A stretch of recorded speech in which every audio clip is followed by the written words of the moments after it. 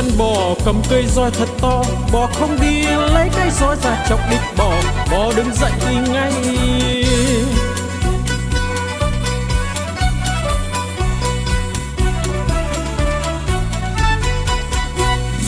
Đi chân bò cầm cây roi thật to, bò không đi lấy cái roi ra chọc đít bò, bò đứng dậy đi ngay.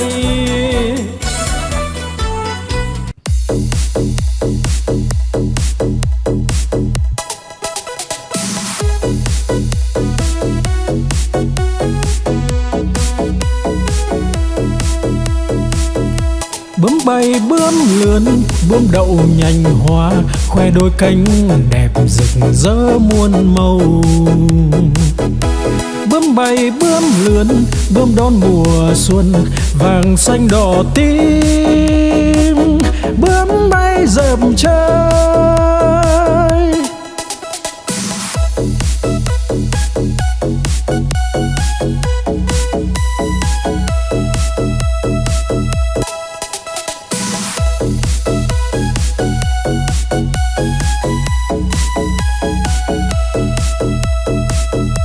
Bướm bay bướm lượn, bướm đậu nhành hoa, khoe đôi cánh đẹp rực rỡ muôn màu.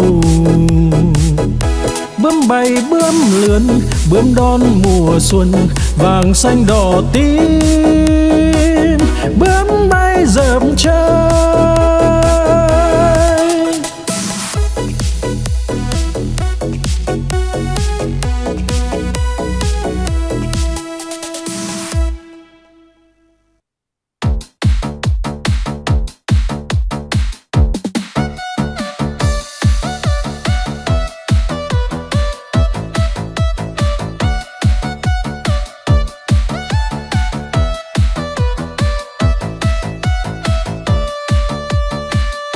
No lòng vĩ dạ là con cá cơm, không ướp mà thơm là con cá ngát. Liệng bay thoăn thoắt là con cá chim, hột cẳng chết chìm là con cá đuối. Nhiều năm nhiều tuổi là cá bạc đầu, đủ chữ đủ câu là con cá đối. Mai nở tàn tối là con cá hoa, trắng muốt làn da là cá út thịt. Lưng dài hẹp nách là cá lòng tong, ốm yếu hình dung là con cá nhái.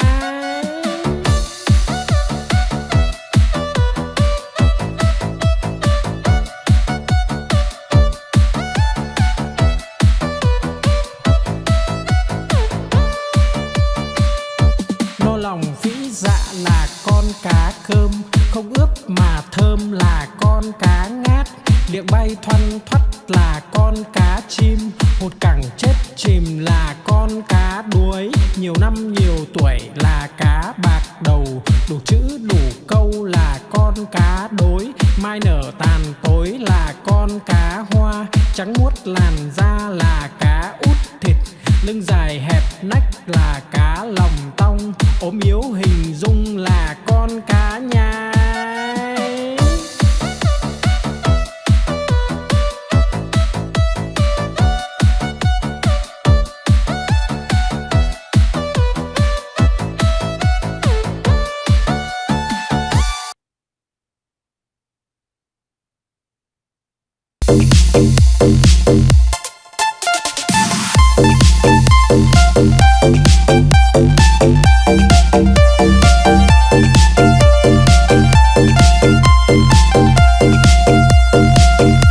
Đi cầu đi quan, đi bán lợn con, đi mua cái xong đem về đun nấu, mua quả dưa hấu về biếu ông bà.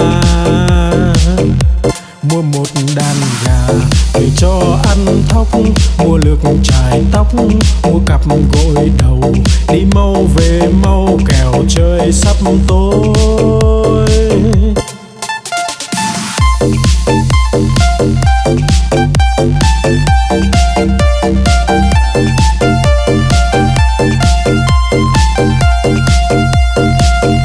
Đi cầu đi quan, đi bán lợn con, đi mua cái xong đem về đun nấu, mua quả dưa hấu về biếu ông bà. Mua một đàn gà để cho ăn thóc, mau về mau kẻo trời sắp tối.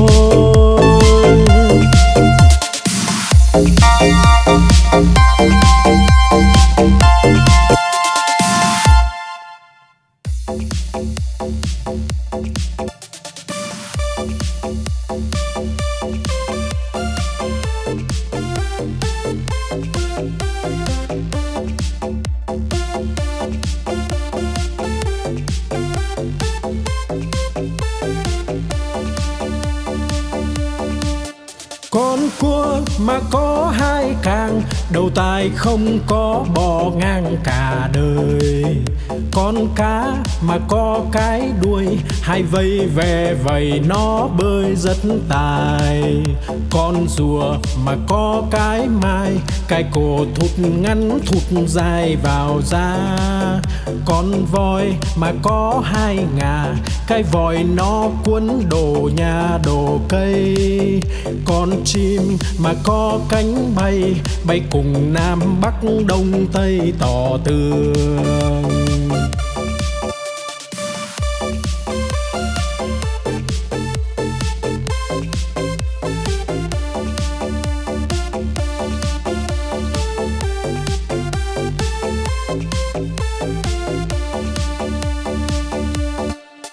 Con cua mà có hai càng, đầu tai không có bò ngang cả đời. Con cá mà có cái đuôi, hai vây ve vầy nó bơi rất tài. Con rùa mà có cái mai, cái cổ thụt ngắn thụt dài vào da. Con voi mà có hai ngà, cái vòi nó cuốn đồ nhà đồ cây. Con chim mà có cánh bay, bay cùng Nam Bắc Đông Tây tỏ tường.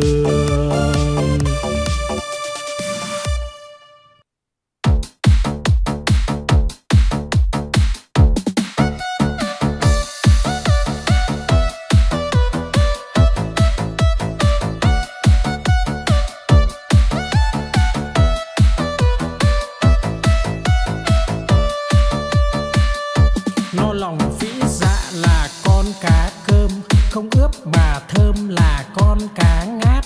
Liệng bay thoăn thoắt là con cá chim, hột cẳng chết chìm là con cá đuối. Nhiều năm nhiều tuổi là cá bạc đầu, đủ chữ đủ câu là con cá đối. Mai nở tàn tối là con cá hoa, trắng muốt làn da là cá út thịt. Lưng dài hẹp nách là cá lòng tong, ốm yếu hình dung là con cá nhái.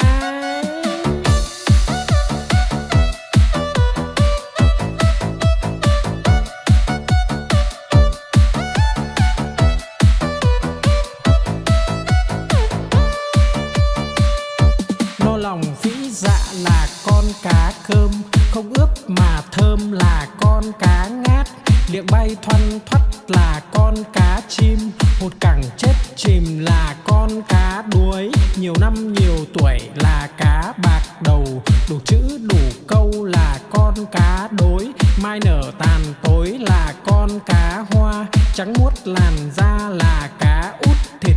Lưng dài hẹp nách là cá lòng tong, ốm yếu hình dung là con cá nhái.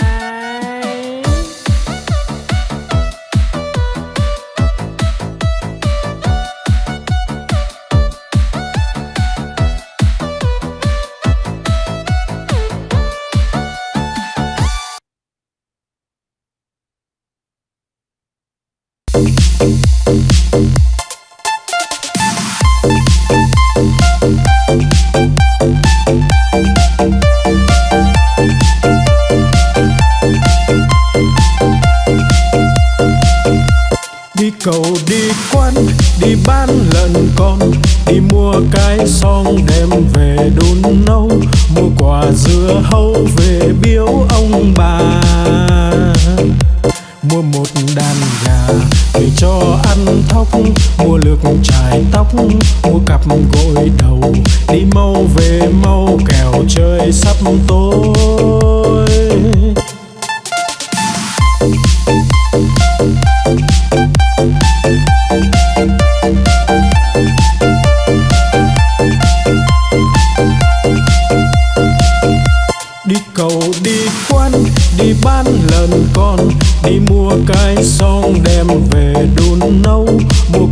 dừa hấu về biếu ông bà.